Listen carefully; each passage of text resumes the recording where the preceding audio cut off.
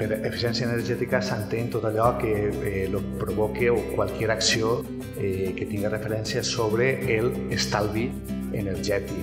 En aquest cas, hi ha un eslògan de la nostra companyia que diu que l'eficiència energètica sobretot es té quan no es gasta energia.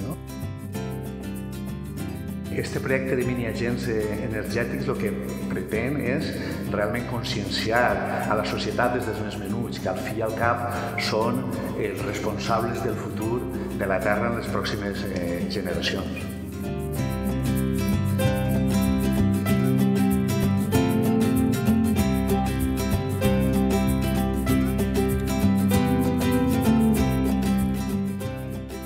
Este projecte té tres parts.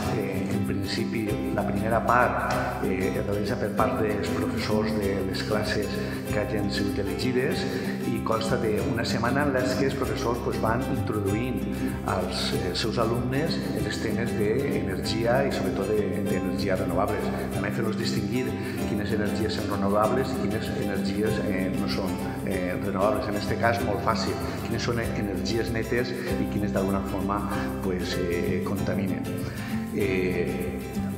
Junt a d'això es fa una xerrada per part de l'emissari de Rayo. No us ha contat que s'ha creat un personatge per poder connectar amb els xiquets, que li diuen Rayo. És un personatge format per una bombilla que d'alguna forma interactua amb els xiquets.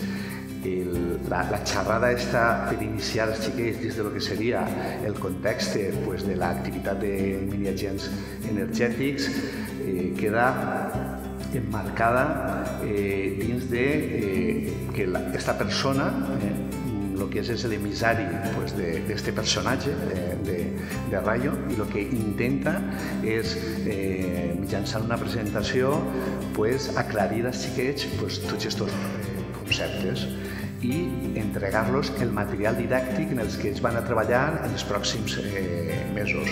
Aquest material didàctic són unes llibretes on ells fan diferents activitats que les poden fer bé al col·legi o també en casa amb els pares, això jo crec que és molt important, i després li s'entrega una medalla a cada un en la setmana que és el representant energètic de la classe, és el mini-agent energètic de la classe. I les llavors que té que realitzar són molt fàcils per ells, apagar les llums, tancar les portes, vigilar que l'aire condicionat o la calefacció no es quedi en marxa, tancar els grifos d'aigua, replegar els papers que hi ha per terra. I això significarà, dins del marc d'una pissarra on figuren els noms de cada mini-agent energètic, una sèrie de tics que d'alguna forma faran que existeixi una competència entre ells per ser el millor mini-agent energètic.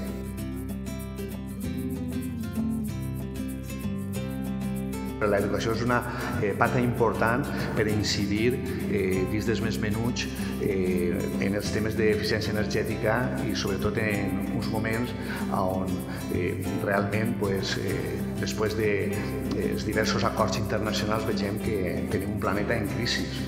Jo crec que ells són les futures generacions i són els que realment ens tenen que portar a un planeta molt més renovable en aquest sentit, i l'eficiència des del que és l'estalvi energètic és important per tot això.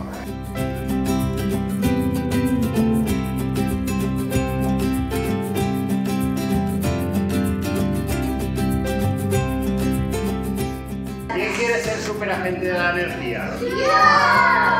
Muy bien. Ahora yo hablaré con Rayo y le diré que todos queréis ser superagentes de la energía.